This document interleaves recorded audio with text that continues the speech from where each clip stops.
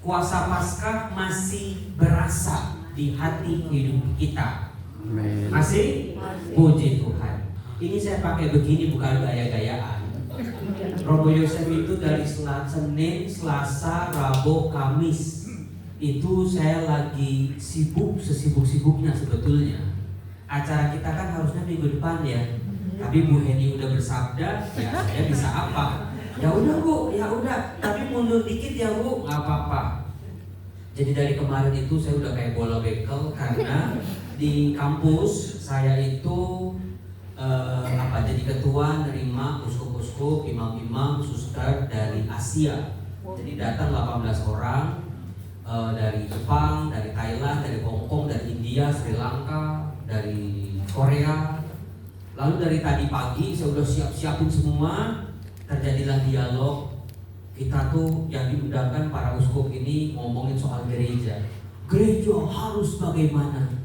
Gereja harus mengarah kemana?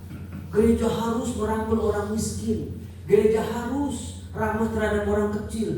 Dari pagi debat begitu terus kok dialog begitu ya, saling tukar pendapat, tukar ide. Terus jam 4 saya bilang stop. Kita semua 18 orang itu saya bawa ke rumah Teduh Suryo.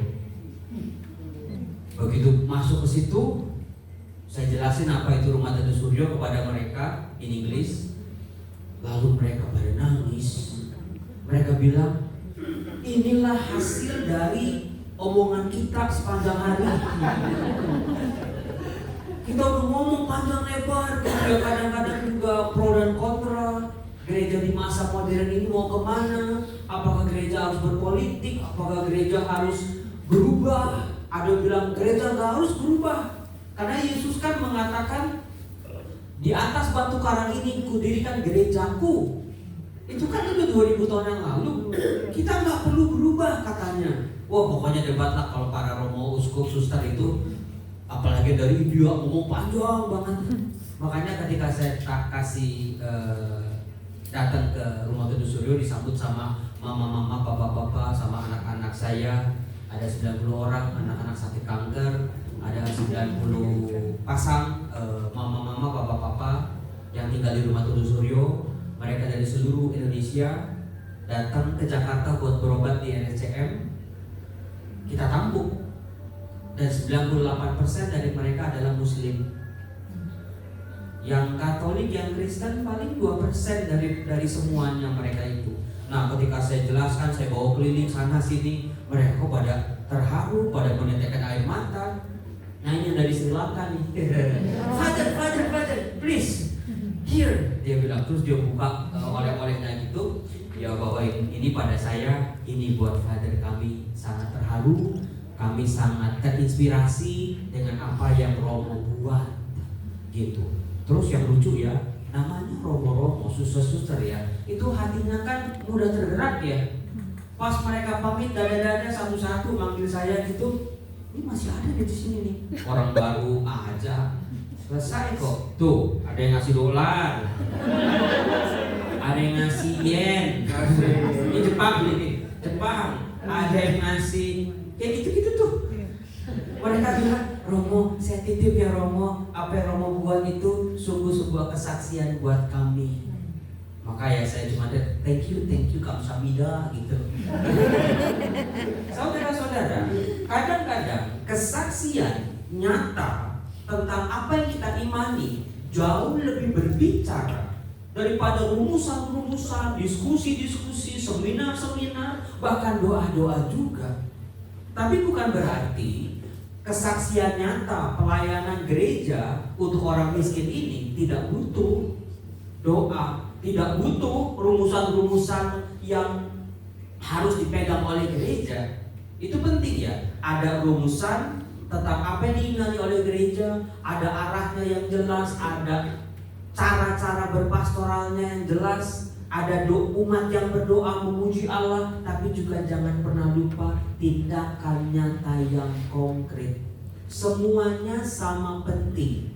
Saya tidak mengatakan, yang saya lakukan di rumah Teduh Suryo jauh lebih penting. Tidak. Para imam, para uskup, para suster yang berdiskusi itu juga penting juga. Sebab kalau nggak ada patokannya, nggak ada rumusan imannya, masing-masing orang bisa merumuskan imannya satu persatu. Repot. Padahal kan gereja dalam kebersamaan bersama-sama berjalan menuju Kristus sampai akhir zaman. Nah, saudara-saudara, hari ini saya diajak untuk berbicara tentang salah dua kalimat syahadat. Apakah Anda tahu kalau orang-orang Yahudi syahadatnya seperti ini? Syahadat itu iman kepercayaan, rumusan iman. We'ahavta Shema Israel Adonai Eloheinu Adonai Echad V'kol Adonai Eloheinu V'kol levevka V'kol meotka V'kol nefeshka. Itu syahadatnya orang-orang Yahudi. Dengarlah hai orang Israel, Tuhan Allah kita adalah Tuhan yang satu. Kasihlah Tuhan Allahmu dengan segenap hatimu, segenap jiwamu, segenap kekuatanmu, dan kasihlah sesamamu manusia seperti dirimu sendiri. Itu syahadat orang-orang Yahudi. Sementara kalau saudara-saudara kita, syahadatnya kita tahu sangat amat singkat. Sementara gereja yang menerima apa sih yang diimani, apa yang dipercaya oleh para rasul, itulah yang dipertahankan sampai hari ini. Dari gereja Katolik maupun dari saudara-saudara kita yang Protestan, kita berpegang pada syahadat yang kurang lebih berasal dari sumber yang sama. Jadi tadi ketika di awal aku percaya akan Allah Bapa yang Maha Kuasa, pencipta langit dan bumi, dan akan Yesus Kristus putranya yang tunggal Tuhan kita. Itu sebetulnya gereja itu percaya pada apa? Nah, kalau di rumah syahadat kita itu dibagi menjadi 3. Yang pertama tentang Allah Bapa. Apa yang dilakukan oleh Allah Bapa dalam sejarah keselamatannya. Yang kedua tentang Yesus Kristus. Siapa Yesus Kristus dan apa yang dilakukannya. Dan yang ketiga adalah Roh Kudus. Nah, pada sore hari ini saya diminta untuk mengajarkan yang ini. Yang turun ke tempat penantian, itu kalimat yang pertama. Pada hari ketiga bangkit dari antara orang mati. Saudara-saudara, rumusan ini sudah ada jauh sebelum gereja terpecah-pecah. Sebelum ada gereja Katolik, ada Protestan, ada Luther. Inilah yang diimani oleh para rasul, murid-murid Yesus.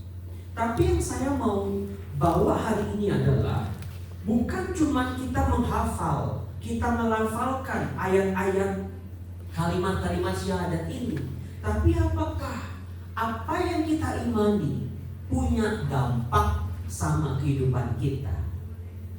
Apakah yang kita percayai sungguh-sungguh mengubah kehidupan kita? Sebab kalau syahadat rumusan doang, anak SD kelas 1 aja udah bisa hafal kok. Gampang, anak sekarang ingatannya kan bagus. Mereka dengan mudah bisa menghafal dari aku percaya sampai amin, mereka bisa. Tapi ini kan yang di sini kan udah pada gede-gede semua, udah dedekot semua, udah bisa mempertanggungjawabkan imanmu. Ini yang penting. Nanti ketika di pintu surga ditanya sama Santo Petrus, ayo, apa yang kamu imani? Siapa yang kamu imani? Apakah engkau mengenal Tuhan Allahmu? Anda cukup Santo Petrus, aku percayakan Allah Bapa yang Maha Kuasa, pencipta langit dan bumi. Untuk udah diajari di komunitas Santo Mikael ini, gitu. Saya yakin arahnya tuh ke situ. Nah, yang bisa saya katakan adalah ini. Kata-kata yang turun ke tempat penantian dan bangkit pada hari ketiga itu bukan karangan-karangan uskup-uskup, konsili-konsili Vatikan kedua atau para teolog-teolog, itu bukan. Inilah yang diimani oleh gereja. Karena rumusan ini bercerita tentang apa yang terjadi di antara kematian atau wafat Yesus sampai pada kebangkitannya. Pernahkah Anda bertanya, kemana Yesus? Apa yang dia lakukan pada saat dia wafat terus bangkit? Itu Yesus kemana? Apakah kematiannya itu punya dampak ketika dia mengalahkan maut? Lantas apa? Maka oleh gereja, dari kata-kata Yesus sendiri, dari iman perjanjian lama, nubuat-nubuat para nabi, itulah yang diimani oleh para rasul dan oleh kita sampai hari ini. Tentang yang turun ke tempat penantian, apa sih itu shelter? Ya, Rumah Kudus Yudo juga shelter ya. Sambil nunggu jadwal operasi, jadwal kemo, mereka tinggal di sebuah shelter, di sebuah rumah. Tapi kalau namanya tempat penantian berarti tidak selamanya. Kalau saya di Rumah Kudus Yudo cuma 6 bulan, setelah itu silakan pulang. Mereka nggak tinggal selama-lamanya di situ. Maka kalau rumusan iman kita, Yesus turun ke tempat penantian. Tempat apakah itu? Siapa yang tinggal di sana? Siapa yang menanti-nanti itu? Dan lebih tepatnya di mana? Di goa kah? Atau di tempat-tempat yang tersembunyi kah? Untuk mengatakan ini, menjelaskan ini, kita perlu mengetahui informasi tentang bagaimana kosmologi ciptaan menurut orang-orang Yahudi. Jadi orang-orang Yahudi itu lucu, bukannya lucu sih, unik. Mereka memahami begini, langit itu adalah lapisan-lapisan air. Maka bahasa Ibrani-nya langit itu shamayim. Shamayim, im itu plural atau jamak. Maka tingkatan-tingkatan lapisan-lapisan air. Allah tinggalnya di lapisan yang paling tinggi, yang paling atas. Ini menurut pemahaman orang-orang Yahudi ribuan tahun yang lalu. Mereka ketika lihat itu di lengah ke atas gitu ya pada malam hari, yang mereka lihat bintang-bintang. Oh, itu Tuhan itu menggantungkan benda-benda penerang. Kalau siang hari kan nggak kelihatan bintang-bintangnya. Lalu kalau hujan, itu mereka memahaminya, oh Tuhan sedang membuka keran-keran berkatnya sehingga turunlah hujan. Karena di atas langit itu menurut orang-orang Yahudi ribuan tahun yang lalu adalah kumpulan-kumpulan air. Nah, selain ada dunia atas, tapi juga ada dunia bawah. Orang Yahudi menyebutnya Sheol atau alam bawah atau tempat orang mati. Makanya orang mati itu dikubur, dikuburnya tuh digali kuburnya lalu dipendam di situ. Sementara orang-orang Yunani itu menyebutnya Hades atau dunia orang mati. Sementara orang bahasa Latin mengatakan infernum, tempat yang di bawah. Berbeda dengan dunia atas tadi, tempat Allah menggantungkan benda-benda langit, tempat ada air-air. Ungkapannya berkatnya itu berbentuknya hujan gitu. Ada salju juga berasal dari atas. Ada tempat tingkatan-tingkatan para malaikat. Ada tempat tingkatan-tingkatan benda-benda penerang. Tapi juga ada tahta Allah di sana. Jangan berpikir Romo berarti salah semua ya. Karena begitu NASA nyampe ke bulan, di atas nggak ada apa-apa, nggak ada air. Jangan samain pemahaman kita untuk pemahaman orang ribuan tahun yang lalu. Zaman dulu orang berpikirnya seperti itu.